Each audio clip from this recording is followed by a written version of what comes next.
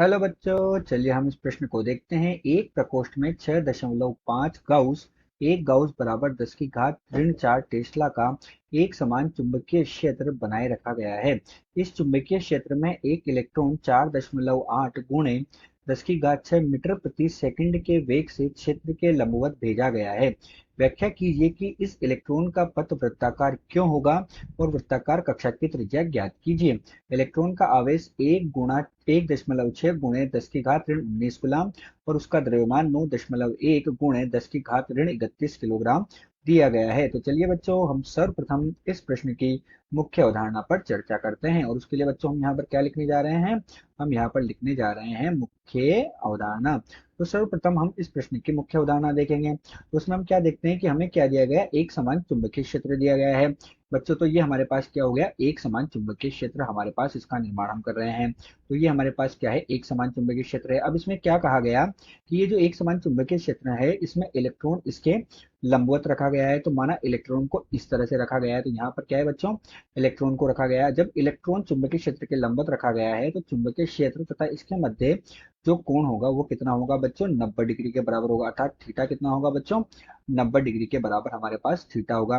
तो जब इलेक्ट्रॉन को हम चुंबकीय क्षेत्र में रखेंगे, तो चुंबकीय क्षेत्र में रखने पर इलेक्ट्रॉन क्या करेगा? एक चुंबकीय बल का अनुभव करता है। इलेक्ट्रॉन क्या करता है? चुंबकीय बल का अनुभव करता है। और उस चुंबकीय बल के अनुभव के कारण ही क्या आता है? ये चुंबकीय बल ही इसे वृत्ताकार पथ में घुमाने के लिए आवश्यक अभिकेंद्रीय बल उपलब्ध करवाता है। यही हमारे पास इस प्रश्न की मुख्य अवधारणा है। तो चलिए बच्चों, मुख्य अवधारणा के पश्चात हम देखते हैं कि हमें प्रश्न में क्या क्या दिया हुआ है। तो जब हम प्रश्न को ध्यानपूर्वक पढ़ते हैं, तो हमें पता लगता है कि हमें प्रश्न में क्या दिया। सर्वप्रथम हमें प्रश्न में जो है चुंबकीय क्षेत्र का मान दिया। कितना दिया है बच्चों? 6.5 गाउस के बराबर, अर्थात 6.5 गुणे 10 की घात ऋण 4 टेस्ला के बराबर हमें चुंबकीय क्षेत्र का मान दिया।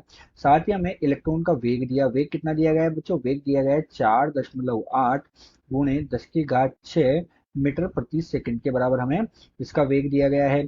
इलेक्ट्रॉन पर आवेश इन्होंने हमें दिया 1.6 गुणे 10 की घात ऋण 19 कूलाम के बराबर। और साथ ही इलेक्ट्रॉन का द्रव्यमान हम जानते हैं और इन्होंने दिया भी है 9.1 गुणे 10 की घात ऋण 31 किलोग्राम के बराबर होता है। तो चलिए बच्चों, अब हम मुख्य अवधारणा के आधार पर क्या करेंगे? प्रश्न को हल करेंगे। तो अब हम क्या देख रहे हैं बच्चों? प्रश्न का हल देख रहे हैं। और जैसा हमने मुख्य अवधारणा में कहा कि हमारे पास क्या है? ये चुंबकीय बल का अनुभव करेगा। तो वो चुंबकीय बल कितना होगा बच्चों? F बराबर Q गुणा V गुणा B और साइन थीटा होगा। अब थीटा का मान बच्चों हमारे पास कितना है? 90 डिग्री। 90 डिग्री है तो साइन थीटा का मान 1 होगा। Q क्या है बच्चों? हमारे पास यहाँ पर आवेश है, इलेक्ट्रॉन का आवेश है। V क्या है? हमारे पास इलेक्ट्रॉन पर लगने वाला वेग होगा। और B क्या होगा बच्चों? B हमारे पास चुंबकीय क्षेत्र है। इन सब का मान हमें दिया है। थीटा का मान 90 डिग्री है, अतः साइन थीटा का मान 1 हो जाएगा। तो F बराबर बच्चों कितना होगा? 1.6 गुणे 10 की घात ऋण 19 गुलाम।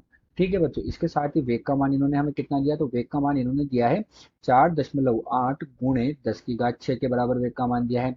और साथ ही चुंबकीय क्षेत्र का मान हमने देखा 6.5 गुणे 10 की घात ऋण 4 के बराबर चुंबकीय क्षेत्र का मान है। अतः हमें जो चुंबकीय बल है उसका मान हमें प्राप्त हो जाएगा। तो इसे हम हल करेंगे तो हमें चुंबकीय बल का मान प्राप्त होगा। अब जो इसमें जो चुंबकीय बल हमें दिया गया है, ये चुंबकीय बल ही क्या करेगा? मुख्य उदाहरण में हमने क्या देखा कि ये चुंबकीय बल ही आवश्यक अभिकेंद्रीय बल प्राप्त होगा। तो इस चुंबकीय बल के द्वारा ये जो F है, ये जो F हमारे पास किसके बराबर है? QVB के बराबर है। यही आवश्यक अभिकेंद्रीय बल देगा। अर्थात अभिकेंद्रीय बल क्या होगा? mv² बटे r होगा। ये अभिकेंद्रीय बल क्या करेगा? ये अभिकेंद्रीय बल इलेक्ट्रॉन को वृत्ताकार पथ में घुमाने का काम करेगा। तो हमें प्रश्न में पूछा गया है कि इलेक्ट्रॉन का पथ वृत्ताकार क्यों होगा? तो चुंबकीय बल जो है वो क्या देगा? अभिकेंद्रीय बल देगा इलेक्ट्रॉन को घूमने के लिए, इसीलिए वो वृत्ताकार पथ में गति करेगा। तो हमारे पास QVB बराबर mv का वर्ग बटे r के बराबर हमारे पास आया बच्चों।